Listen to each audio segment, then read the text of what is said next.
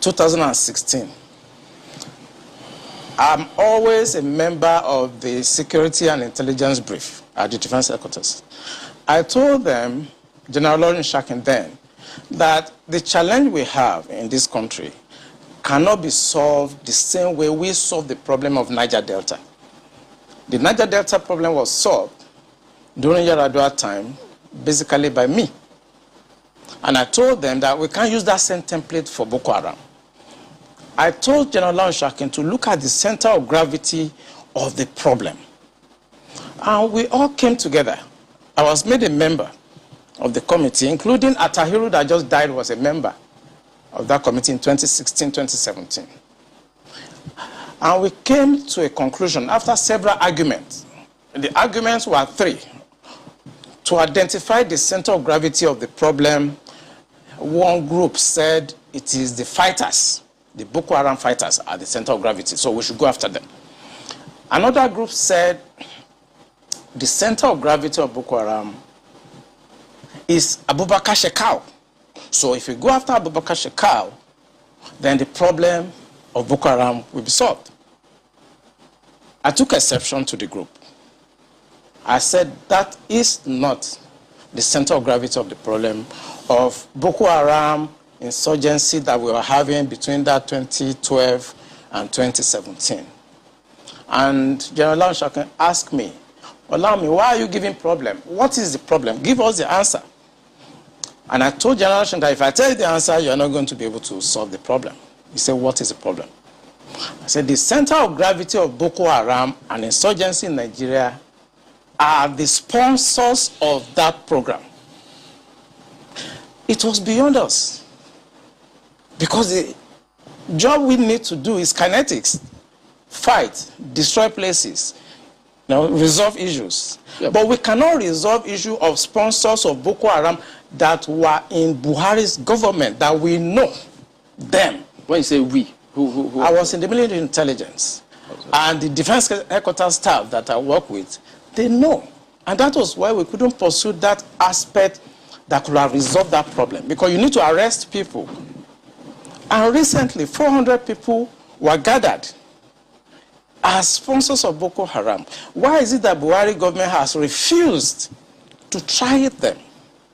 So the government knows sponsors of Boko Haram? Of course, it's in the news. In April this year, the government said they have arrested 400 Bureau de Change related people that were sponsoring Boko Haram. They told us. Mm. And Abu Dhabi also helped us to arrest few Nigerians, tried them, we know them. Why can't this government, if not that they are partisan and they are actually part of the charade that is going on, why can't they bring those people out for trial? So the Bureau de Change operators on the one hand, but you particularly said people in government. Are those part of the Bureau de Change, or those people that you say are in government are still there, government is aware, and government is condoning them? The people I mentioned that are in government are not these ones they just arrested. You remember this Boko Haram issue started since 2012. Yeah. And I was in the military intelligence that time. We arrested those people. It is my organization that actually conducts interrogation and interview. And they mention names. I mean, I can't come on the air and start mentioning names of people that are presently in government now that I know. Presently in government. Presently in government. That the boys that we arrested mentioned. Some of them are governors now. Some of them are in the Senate. Some of them are in Aso Rock. Why should a government try to cause this kind of embarrassment and insecurity to the sense of what happened yesterday? And the solution I gave them in 2017, because when I identified the center of gravity for General Lawrence Shakin, and they couldn't pursue it, because some of them were ministers.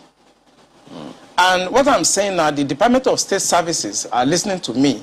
They know them. Yeah, Commodore. So the solution I gave them was that if we can't pursue the policy strategic level, because the people that we need to talk to are also, going to be difficult to deal with. I said what they should do now is to conduct two things. We should buy blimps. The blimps are not UAVs. They are not drones. Blimps are equipment that can fly up to 10,000 feet, 30,000 feet, static if you want, mobile if you want, and they carry a lot of payload. We saw them in Afghanistan. We saw them in Kenya. This will be something that can give us real-time intelligence, and we can know where these bandits or terrorists, where they emanate from, when they finish operations that they've done, where they go back to. Okay. Well, they did not buy this equipment up to now. Okay, you said quite a number of things. Let's pick up on some of them and see if we could make some, if you could shed some further light on some of them. Since 2012, I mean, you've been in operation, as you said, ever since that time. You questioned several people. Some people were identified at that time. Did the government at that time try any of them? Or were any of them also in government at the time? No, the government did not try any of them, and the defense headquarters where I worked then did not pursue that line of operation because it's beyond them. The defense headquarters, actually, when you look at the defense structure of Nigeria, they lie within the policy strategic level, but basically they are operational guys. So when you have policy problem, then they cannot go beyond their masters. They can write intelligence reports and say this is what is going on.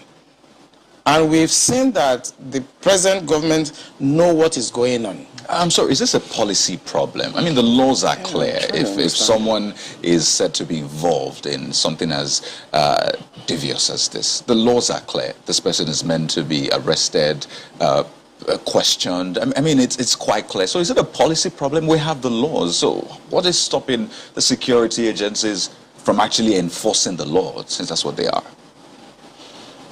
I think what is stopping them is like when you are a member of a church and your pastor have decided to be at a certain level of spiritualism and you're a member of that church. You cannot be higher than your pastor spiritually. You can't, no matter what you do. So this is the same religion you spoke about? Yes. In real life, you see that the defense headquarters cannot conduct any operations that is not sanctioned by the commander-in-chief of the armed forces. Yeah. They cannot. No matter how small, little they cannot. So when the Yar'Adua government decided to put an end to Niger Delta militancy, that was in 2007. What he did was simple. He called all the security chiefs and all the intelligence chiefs and tasked them to come up with a solution. The Defense Intelligence Agency, the National Intelligence Agency, the Department of State Services were called with the Inspector General of Police and the Interpol to come up with the solution to the problem. Then the problem was Niger Delta. The president was Yar'Adua. He was dispassionate. He wanted to solve the problem. Within 6 months, we solved the problem. I remember I have to go to Angola to go and bring Herioka, and nobody in Nigeria knew what we did. All we know is that since 27, 28 that we conducted our operation under Yar'Adua, Niger Delta issue has remained manageable. This government does not want to resolve this problem. They are escalating it because of tribal and religious sentiments. So when you say this government does not want to resolve it, don't forget the same government has purchased. In fact, they're going to induct the Super Tucano jet because of, the insecurity situation. They have, the president has had to change guards, as it were, as a result of people's clamor. I imagine if that was not in the thinking, why would you go that length to make some of the, some of the pronouncements, the meetings that have happened, the purchase, the change of guard and the rest? Why would they do all that if they don't want to sort this? Because that is not the solution. What you just mentioned is not the solution. When you have a problem at policy level, strategic level, operational level, when you have a problem, what you need to do is to identify the center of gravity of that problem and attack it. That's what you do. What they are doing is not attacking the center of gravity of the problem of Boko Haram and insurgency. So if the president is buying Super Tucano, is changing service chiefs, that is not the solution. We are looking at the wrong side. It's not kinetic. It's politics. Are you ruling out kinetic altogether? I can't rule out kinetic because so it's a spectrum. It's a spectrum, you know, so you can't rule out something. But the center of gravity is what they should look at. And what is it? I'm saying it on this channel. It is the sponsor of Boko Haram and bandits. And speaking about the sponsors, you know, when you say the DSS, and yeah, they could be listening to you, but so they profile, part of their responsibility is to profile all of these persons before they either vie for elections or before, excuse me, they are nominated for any of these positions. Doesn't that happen? Don't they get intel and say, look, this and this is what we found, and then we don't think that this should proceed further? Doesn't that happen? It does. You know, when I worked with the DSS in 2007, because when Yaradua approved the operational order that we did, we now have to work together as a team. He actually forced all of us to sit down together and work together. I was surprised at the tremendous amount of information had by DSS. I was shocked. We in DI, I was in Defense Intelligence Agency, and when they were forced to bring out the files, I was shocked.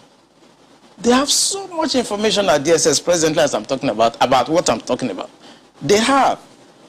But you see, if a fish is going to get spoiled, it's going to start getting spoiled from the head. The DSS will not do anything except the Commander-in-Chief's body language shows that this is the direction I want to go. That is where the problem is. The DSS has tremendous information. By the time 2023 is here and somebody take over and wants to undo some of this evil that I've seen in this country, you'll be surprised names that the DSS will bring out. They have the information. There's nothing I'm going to say here that they don't have. The defense headquarters have the solution for the kinetic aspect. They do. I'm not going to come here to advise them. I work with them, and they're still there. The Chief of Naval Staff was in the intelligence with me. We were together in Defense Intelligence Agency. That's Vice Admiral Gambo. I know these people are good. They know what to do. It's not that they have problems. It has to do with politics, the sponsors, people that feel that this country should be Islamized. You know, assuming but not conceding that, I mean, that all of this is the case. So what is the end game? Because I imagine as a strategist, that's what you think about. So these things are happening. What is the end game? So why will this be allowed to fester? For what purpose? The end game for them, because we did, normally when you want to look at this type of challenges, what you do is that you go through what we call the intelligence circle. Okay? When you do the processing and you do the analysis before dissemination point, you discover that the end game for them is to just turn this country into like a Taliban type of country. And it's a mindset. And anything goes. In other words, 10% casualties, 20% casualties is allowed in trying to achieve the end game of Islamizing this country. That's for the terrorists, the bandits. It's not for the terrorists and the bandits, for the sponsors. Because I told you, and I will repeat on this channel, the sponsors of Boko Haram and the bandits are the problems. And defense headquarters, the army headquarters, the naval headquarters, the air force cannot do anything about that. Buhari has to do something about that. The Interpol has the list of those people that are sponsoring Boko Haram. I work with Interpol. They should ask, if they don't know, they should ask. The government of Dubai, they have the list of those people. During the trial of those people that were caught, names were mentioned. They have the list. The government that they've arrested 400 sponsors of Boko Haram.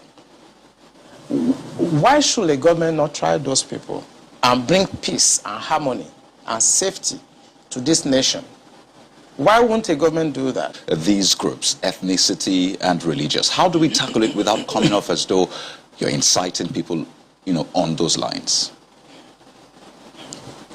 You see, one thing I discovered in this country is that when it comes to religion, everybody is very sensitive.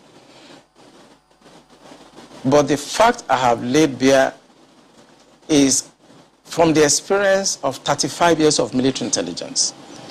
So I'm not coming to the air to whip up sentiments, no. I have been in the system. I work with Abacha government. I work with Babangida government. I work with Abdul Salam. I work with Yar'Adua Obasanjo. As a core insider of operations, I belong to a group of people that you are not supposed to see, people that you are not supposed to hear. Because we have 3 classes of military officers. I belong to the wars group. I lost my family because my family does not have to know where I have been, where I have gone, and I cannot talk. I've seen Colonel Lu here, I've seen Stan Lambo. Some of us belong to that group that we are not supposed to be seen, and we are not supposed to be heard. The truth I'm telling you now is not about sentiments. Is that there are a group of people in this country that feels that this country should be Islamized. This is a fact. Except you want me to start mentioning names of people in this government that we have interrogated. I was a member of an interrogation team, and I've interrogated a very high-ranking member of this government in 2007, 2008 on the issue of Boko Haram. I interrogated him. He's in this government right now. And what was the issue? Boko Haram. And this senior officer was actually let go because he was found culpable. But right now he's in the government. You see, we must say the truth, because if you don't, this country is going down the precipice. We have been set back more than 60 years right now. We've gone back to the time before 1966 now. And whoever is coming back to repair this country has a lot of work to do. This country has never been polarized, so we cannot run away from it. We have never been this much polarized.